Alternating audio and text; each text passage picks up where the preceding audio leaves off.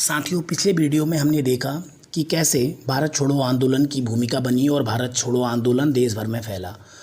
और जहां देशवासियों से इसे बहुत व्यापक समर्थन मिला, वहीं अंग्रेज भी इस बात पे आमादा थे कि भारत छोड़ो आंदोलन को सफल न होने दें। और बहुत ही अनप्रेसिडेंटेड स्विफ्टनेस यानी बहुत तेज़ी के साथ उन्होंने कांग्रेस के सभी नेताओं को गिरफ्तार कर लिया। और मज़ेदार बात ये थी कि कांग्रेस में युवा पीढ़ी और दूसरी जो जनरेशन्स के लीडर, नए नौजवान लोग बड़ी संख्या में आए, उन लोगों को भी जेल में डाल दिया गया। और जितना ज़्यादा विरोध होता उतने ही ज़्यादा पावरफुल ढंग से उसको सप्रेस कर दिया गया, दबा दिया गया अंग्रेज़ों की तरफ से। बहुत ही पावरफुल ढंग से इन पूरे विरोधों को अंग्रेज़ों ने दबाया और अंग्रेज़ पूरे डिटरमाइंड थे। उन्होंने ये दृढ़ता कर रखी थी कि हम किसी भी तरह का विरोध सहन नहीं करेंगे। लेकिन ऐसा इतिहासकार मानते हैं कि गांधी जी के भारत छोड़ो आंदोलन का सबसे ज़्यादा जो फ़ायदा था वो मुस्लिम लीग को मना। मुस्लिम लीग मोहम्मद अली जिन्ना के नेतृत्व में एक ऐसा आंदोलन था जो यह मांग कर रहा था कि जो भारत के मुस्लिम्स हैं उनके लिए अलग से ज़मीन या अलग से देश, जिसका बाद में पाकिस्तान का नाम दिया गया, उसकी डिमांड कर रहा था।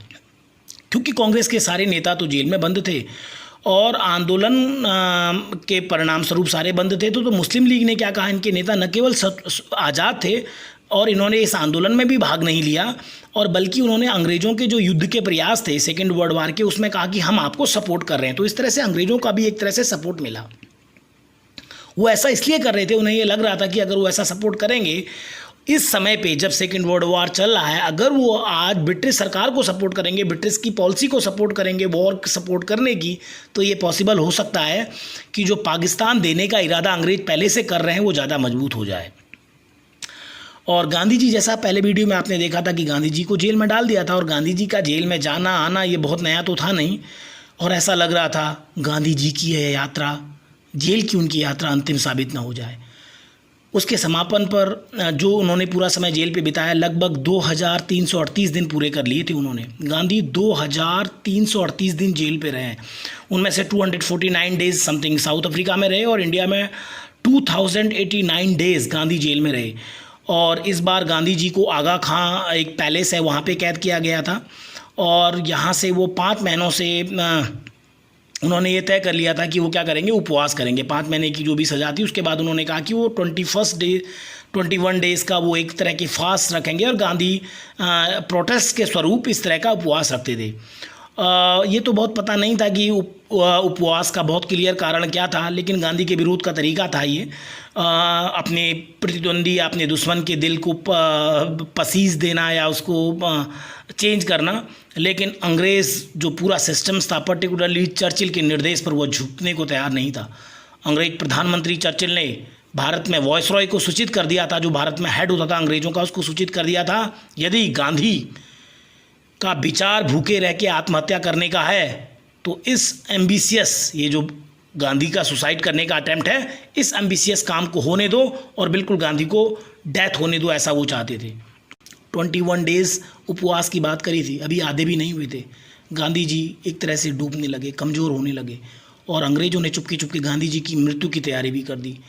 ऐसा बताया जाता है, हमें हिस्टोरिकल डॉक्यूमेंट्स में मिलता है कि 2 ब्राह्मणों को महल में बैठा दिया गया था, जिससे कि जब गांधी जी की डेथ हो तो अग्निदाह जब उनको जलाया जाए तो उसमें व्यर्थ का समय ना हो। रात के अंधकार में छिपकर जंगल से चंदन की लकड़ियां तक गांधी जी के लिए आनन फानन में बिल्कुल ये तैयार कर ली गई थी। सब लोग गांधी की मृत्यु के लिए तैयार थे, लेकिन गांधी जो कि 74 साल देख चुके थे, उनका वजन 110 पाउंड कम हो गया था। इसके बावजूद उन्होंने, अब ऐसा लग रहा था ना तो उनके शरीर में ना उनके मन में यह ताकत थी कि वो 21 डेज़ का जो उपवास का उन्होंने प्रॉमिस किया है वो उसको सहन कर पाएंगे। लेकिन उसी बीच एक और बहुत बड़ी घटना हुई। लगभग 22 फरवरी 1944 के करीब में गांधी जी की पत्नी कस्तूरबाई थी, उनका निधन हो गया और गांधी जी की सेहत गिरती गई। और उसके बाद क्या हुआ कि चर्चिल ने एक तरह सा अनिच्छा के बावजूद ये हुआ कि एक तरह से उनको ये कह दिया गया कि गांधी अगर हमारी कस्टडी में डेथ होगी उससे अच्छा है कि गांधी को बाहर जाने दिया जाए, और गांधी जी को वहाँ से जाने दिया गया, यानी एक तरह से छोड़ दिया गया। लेकिन गांधी बाहर आए और धीरे धीरे स्वस्थ हो गए। यह आंदोलन, इस आंदोलन की कुछ एक खास बात है। जैसे अगर हम देखें तो क्विट इंडिया मूवमेंट में क्या हुआ, अलग अलग समुदायों ने, किसानों ने, महिलाओं ने, बहुत लोगों ने, जैसे कि हर आंदोलन में करते थे, एक तो बहुत बड़े समुदाय ने भागीदारी करी। तो ऐसे समुदाय के भागीदारी होने का मतलब ये था कि भारत के राष्ट्रीय आंदोलन या राष्ट्रीय पहचान, जो एक नई राष्ट्रीय पहचान थी, जो अंग्रेज़ों के खिलाफ बगावत करके भारतीयों के बीच में एक सहानुभूति के माध्यम से आ रही थी कि हम सब लोग एक देश के लोग हैं और एक विदेशी पावर, एलियन पावर ने हमारा एक्सप्लॉयटेशंस किया है, तो वो पावर, वो जो पहचान थी, वो ज़्यादा पुख्ता हो रही थी। दूसरा चीज़ हम देखते हैं कि क्विट इंडिया मूवमेंट यानी कि जो भारत छोड़ो आंदोलन था, इस दौरान बहुत सारे अलग अलग जगहों पे पैरेलल सरकारें चलने लगी। जैसे बलिया में कहते हैं कि उत्तर प्रदेश के बलिया में कोई चिंटू पांडे थे, उन्होंने एक पैरेलल सरकार, समानांतर सरकार चला दी कि देखो हम आज़ाद हो गए, गांधी जी ने कह दिया हम आज़ाद हो गए तो हम सरकार चलाएंगे। बंगाल में हम देखते हैं कि मिदनापुर डिस्ट्रिक्ट है, वहाँ पे कोई जातीय सरकार थे, उन्होंने यह सरकार चला दी। तो इस तरह से देखते हैं कि आंदोलन एक बहुत महत्वपूर्ण जनता की भागीदारी का आंदोलन था और जो राष्ट्र का एक मुद्दा था, राष्ट्र की आज़ादी का, वो सामने आया। और पहली बार ये तय हो गया इस मास स्ट्रगल से कि जो अब अंग्रेज़ों से बातचीत होगी आगे, उसमें सिर्फ और सिर्फ एक ही बातचीत होगी, वो बातचीत होगी आज़ादी, पूर्ण स्वराज। इसमें स्कूल्स के बच्चे, कॉलेज के स्टूडेंट्स, स्कूल्स के बच्चों ने, छात्रों ने इस आंदोलन में शामिल हुए और महिलाओं का बहुत बड़ा रोल माना जाता है। जैसे अरुणा असफ अली के बारे में हमने कहा कि उन्होंने ध्वज फहराया, और सुचेता कृपलानी, दो ऐसी महिलाएं थी जिन्होंने अंडरग्राउंड रह के, या उषा मेहता जिनके बारे में हमने बताया कि उन्होंने कैसे कांग्रेस का कम्युनिटी रेडियो, तो ये महिलाओं की एक भूमिका बहुत महत्वपूर्ण थी। और हम ये देखते हैं कि चाहे किसान हों, समाज के अलग अलग सेक्शंस हों, यूपी, बिहार, बंगाल, महाराष्ट्र, केरला, चाहे जमींदार हों, चाहे बड़े जमींदार हों, छोटे जमींदार हों, किसान हों, उन सब लोगों ने इस राष्ट्रीयता से भरे हुए और बिल्कुल एक छटपटाहट वाले आंदोलन में सब लोगों की भागीदारी थी। और फिर हम, जैसा मैंने पहले भी आपसे कहा कि और इसमें यह तय हो चुका था कि अब आज़ादी से कम हम किसी चीज़ पे नहीं मानेंगे। तो पूरा का पूरा जो एक तरह के बार्गेनिंग था नेशनल मूवमेंट्स का अंग्रेज़ों के साथ, वो बिल्कुल तय हो गया था। और फिर सेकेंड वर्ल्ड वार के बाद जो स्थितियां बनी, तो उसमें भारत की आज़ादी का मार्ग प्रशस्त हुआ।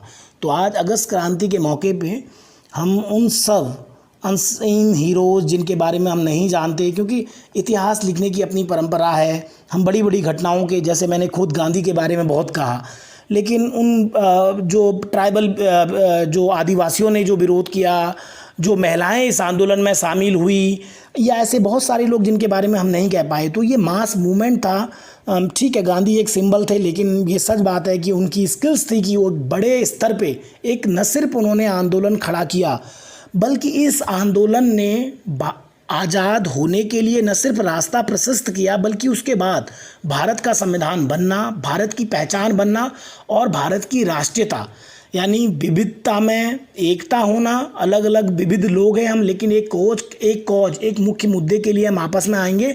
इस चीज़ को आगे भारतीय राष्ट्रीय आंदोलन का वो सबसे बड़ा गिफ्ट है, जिसके बारे में हम बार बार बात करते हैं कि आइडिया ऑफ इंडिया, भारतीय होने का जो आइडिया है कि इतनी विविधता है, क्योंकि भारत में इतनी ज़्यादा विविधता है। यूरोप के दो देशों, जो अलग अलग छोर में जो देश है ना, उनमें इतनी विविधता नहीं है, भारत के दो राज्यों के लोगों में जितनी विविधता है। तो उसके बाद भी एक आइडिया ऑफ इंडिया का सर्वाइव करना, एक आइडिया ऑफ इंडिया का ग्रो होना, डेवलप्ड होना, इस राष्ट्रीय आंदोलन की सबसे बड़ी पहचान थी। वो कंपोजिट कल्चर, वो प्लूरिज्म, बहुलतावादी, वो टॉलरेंस, सहनशील, और लोगों को गरीबी से आगे बढ़ाने के लिए साइंटिफिक टेम्पर, ये भी एक बहुत इंपॉर्टेंट पार्ट था। उन सारी चीज़ों को लेके, इन आदर्शों को लेके हमारा नेशनल मूवमेंट आगे बढ़ा। तो आज उन सब चीज़ों को याद करने का दिन है, और ये समझने का, और यह अपने आप को बेसिकली इंटरलाइज करने का भी दिन है, और अपने आप को समझने का भी दिन है कि वो जो आदर्श थे, जिन आदर्शों को लेके कितने लोगों की जान गई, कितनी ज़्यादा अंग्रेज़ों की प्रताड़ना उन लोगों को सहन करनी पड़ी। गांधी 2500 दिन जो अपनी ज़िंदगी के जेल में रहे, नेहरू तो कुछ सालों ही मतलब जेलों में रहे, लगभग एक बहुत बड़ी ज़िंदगी का हिस्सा उनने जेल में काटा। ऐसे बहुत सारे लोग जिनका नाम भी हमें नहीं पता है, तो उनके लिए हम ट्रिब्यूट तभी कर सकते हैं जब उन आदर्शों के लिए, जिनके लिए वो लड़े थे, उन आदर्शों को आज के दिन हम याद करें। Thank you.